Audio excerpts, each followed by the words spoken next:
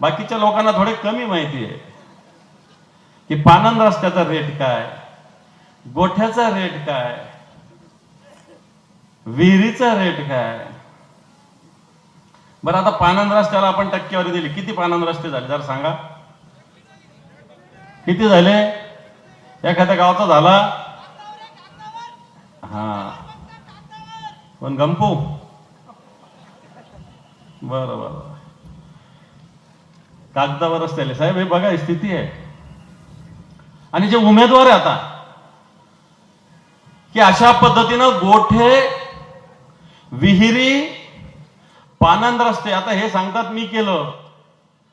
साहेब, याच्या आधी या खात्याला निधी 500-700 कोटी रुपये होता राज्यात.